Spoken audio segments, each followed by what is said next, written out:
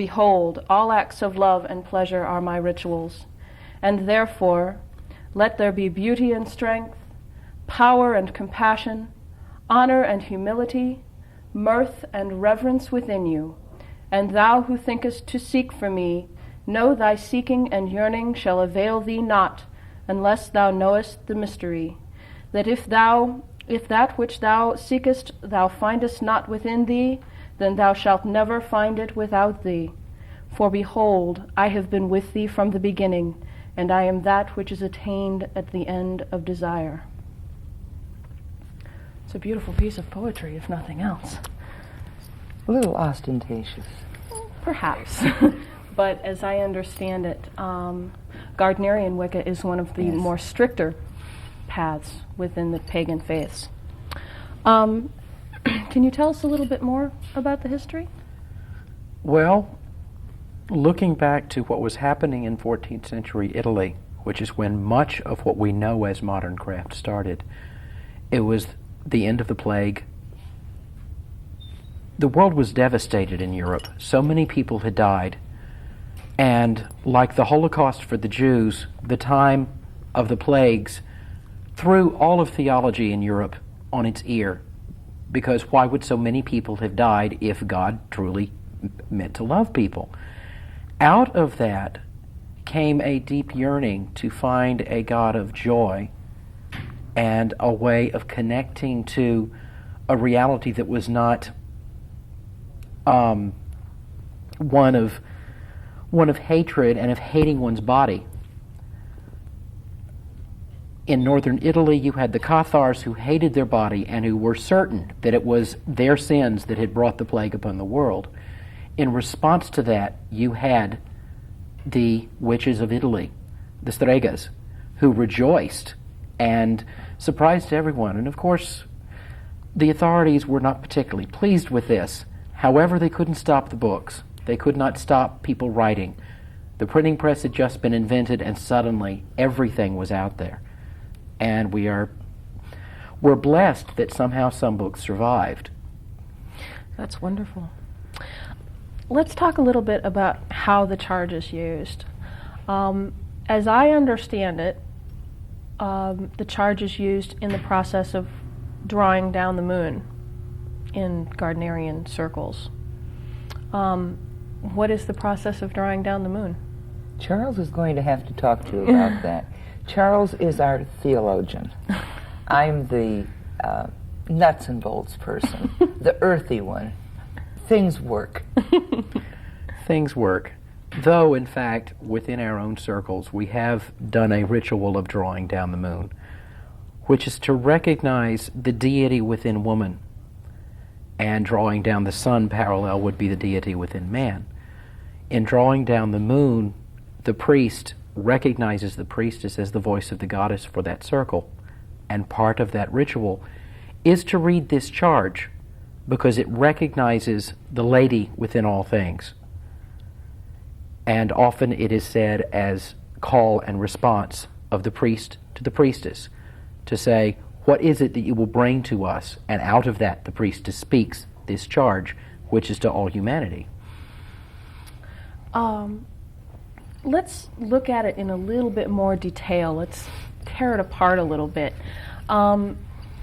Most things in the craft, or in the paths of the craft that I have investigated, most things are symbolic, as the tools on the altar are symbolic of basic elements and of the goddess. Let's investigate a little bit and find out just what some of this stuff means. Okay, you said that when the high priest starts the call and response, he's asking of her what part of deity she's bringing with her. So let's hop over a little bit to the goddess part, and we'll look at that a little bit closer. I think the part that I like is whenever you have need of anything, and better it be when the moon is full, then assemble in some secret place and ask me for it. In essence, that's what they're saying. I'm the queen of the witches. I can help you get what you want, if you truly know what you want. So this isn't like a once-a-week thing that you go in and do just because? You can. It can be that. It can be once a month, or it can be a daily thing. It depends on the person, what they want, how deeply they are attracted to the goddess, and how much they actually identify with her. It says here, I am the gracious goddess who gives a gift of joy to the heart of man. Upon earth I give the knowledge of spirit eternal, and beyond death I give peace and freedom and reunion with those who have gone before. What's nicer? That's my view of heaven. Or wherever. Or wherever. Or wherever. Probably one of the things that has struck me is part of your charge, which is all acts of love and pleasure are my rituals.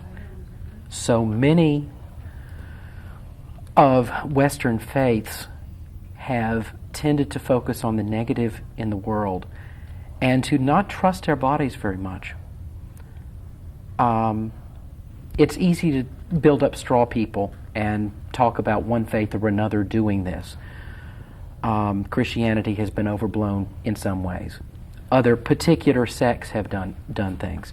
But in this, the craft is unlike others in that it specifically says, rejoice in the body you have. One of the interesting passages I found in the part that Rosemary read was, as a sign of freedom, you be naked in your rights. If the weather's good. Yeah, if the weather's good. If it's in the middle of the winter, I wouldn't want to be naked. But I think that one of the misconceptions that the general public has about the craft is we get naked and fall on the floor with these people just for the heck of it. There's no symbology, it's just because we want to. Naked does not necessarily mean you have removed your clothes. It also means you have removed the pretense and stripped the bullshit from your life.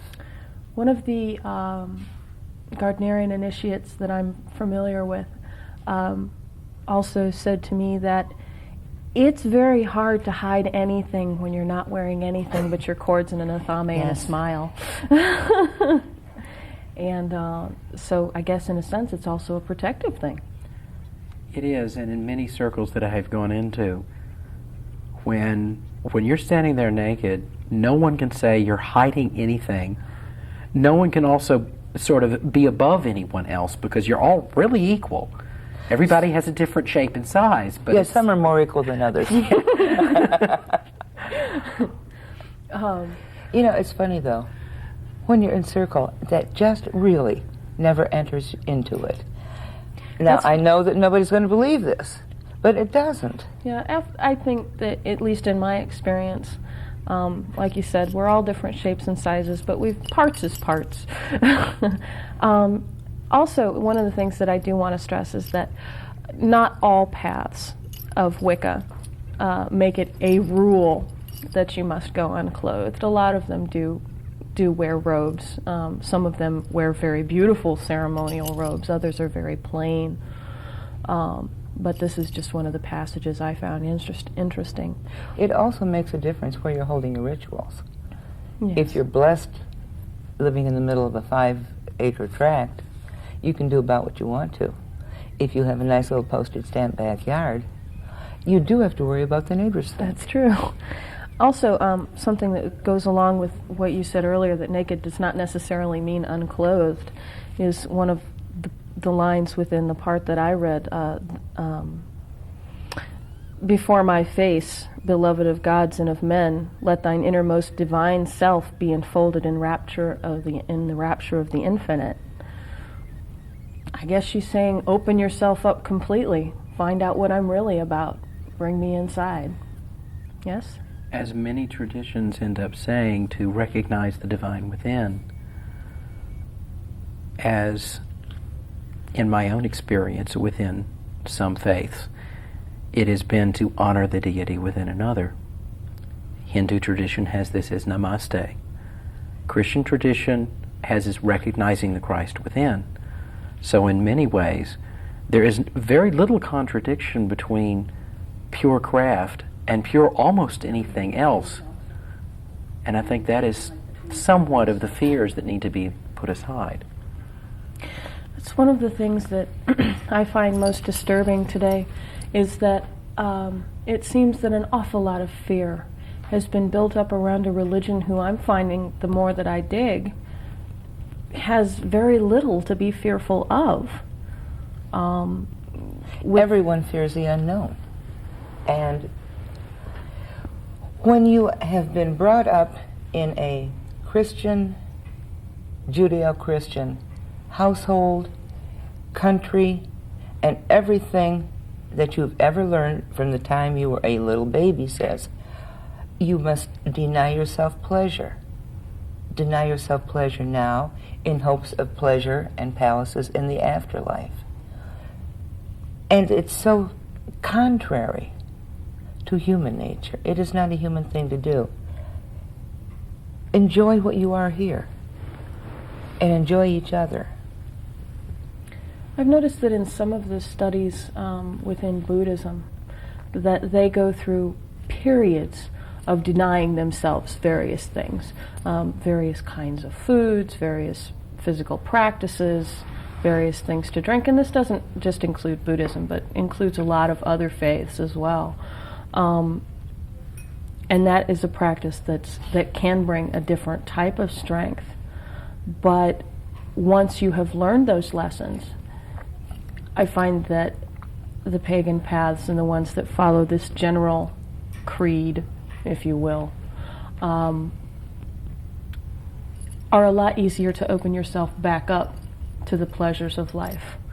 And it's easy to stop something most of the time. It's not always easy to start it back up again. And that sounds a little backwards, but in practice it's pretty well true. One of the other things that I find interesting is where she calls on you to have all of these things: beauty and strength, power and compassion, honor and humility, mirth and reverence within you.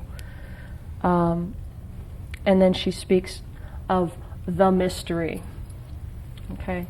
Throughout the pagan phase, the mysteries are focused on quite a bit, and you were saying that people tend to fear what they don't know.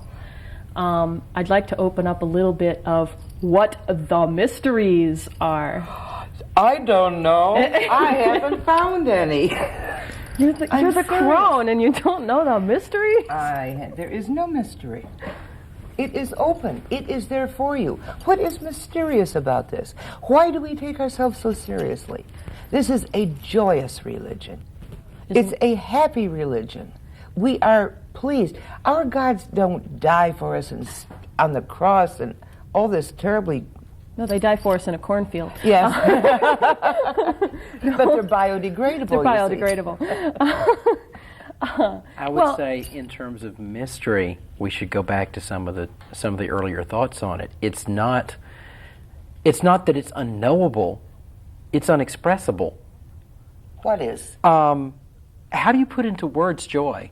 Sometimes that's real hard, and I think that was really going back to some of the earlier manifestations of craft. It wasn't that they forbade you to know it. It's just that if you are in the midst of a wonderful experience, it's real hard to put that into words. And it becomes mysterious because you want to put it, and the only language you've got is poetry. Anything else, it falls apart somewhere. Well, I think also when the ancient people were talking about the hidden mysteries, what's the best place to hide something than right in front of someone's face? Mm-hmm. One of the mysteries that I hear talked about within the Wicca faiths quite a bit is the mystery of the seasons, the cycle of the earth. It's right in front of you, but it's real hard to explain how those little buds come out and do all that stuff. And I think that even before 14th century Italy, or the things that brought modern craft in, one of the places where the craft started was way back before anyone knew anything, in prehistoric times, when they're looking around them and they're trying to explain all of this wonderful stuff that's happening. So thunder, if it's a loud clap, and lightning that starts fires, that's got to mean somebody's really pissed.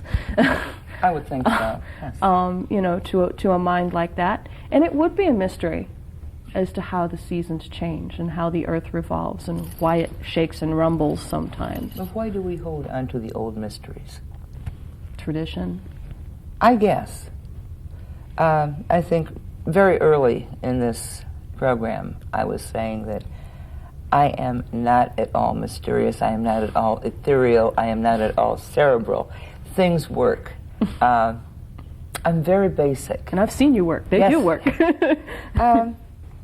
I have no mysteries. And this is true. I truly have no mysteries. What can I say? Don't necessarily have a whole lot of mysteries, but boy, am I a conglomeration. Yeah, I think we all are. I think Ecumenicon is kind of specializes in conglomeration. Yes. We are a large traveler's umbrella sitting there for all the people to huddle under and enjoy each other, learn from each other. Getting back a little bit to the charge. I have been with thee from the beginning, and I am that which is attained at the end of desire. That sounds something similar to some things within the Christian faith, doesn't it? Very strongly. If you go back to the earliest beginnings, you find the Spirit hovering over the waters. And the one image that always stayed in my life, in my study of the craft and Christianity, as I consider myself both, is that the earliest image I had of God was the one thing that could not be taken away from me. The one heart of my heart that no matter how many people told me I was sinful, I knew that I was cared for. And what I found in craft was another expression of the fact that I am cared for by in craft the lady, by in Christianity the Spirit. It will never leave me. It is always here, and it's given me a foundation of faith that things will work out beyond any way that people can explain it. I mean, you and Rosemary have seen me go through a lot of things, but somewhere there's a core that it will go beyond this. Charles, also, you're loved not only by the lady or any spirits you have a family. And we may become terribly exasperated with you at times, as I'm sure you become exasperated with us. But there is love. There's a great deal of love between us.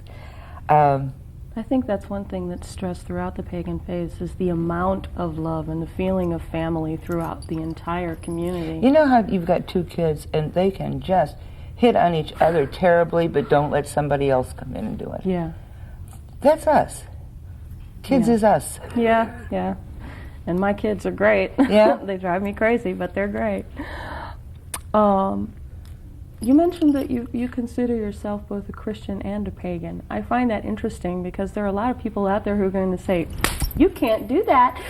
Wrong. R-O-N-G. Wrong. Yes, you can. I have been told you can't do that for a long time, but then the more I studied, the more I realized I don't see a contradiction. The lady was there in the beginning. Every word having to do with the Spirit in the Scriptures is all feminine. All the words having to do with the Spirit of Christ are feminine in the earliest traditions of the Church. So I see no contradiction because you can call her the Lady, you can call her Lady Wisdom, you can call her the Divine Spirit. It's still the pervasive Spirit of the universe and the Lord of all things.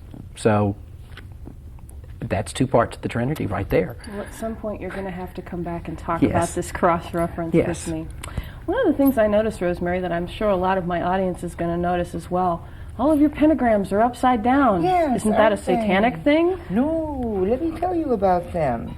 Quickly, if you please. Yes, the star, when it's upside down, and when it's right side up. The way I learned it, some 20, 30, I don't know, don't even talk age, years ago, when I started this, was the Trinity puts itself above the Lord and the Lady. I wear my pentagram upside down because, to me, the Lord and Lady is much more important to me than a Trinity. We were talking about this earlier, and you have another aspect of this. Yeah, I hadn't heard. In the English traditions, the point being right side up is a symbol of a first-degree initiate because they're learning about the Spirit. As the point goes down, the Spirit is grounded in the earth. Mm-hmm. Thank you both so much for coming. Please Thank come you. back again. I thoroughly enjoyed it. Merry meet, Merry part. merry And meet Merry again. meet again. Thank you for joining us. Let's share cake.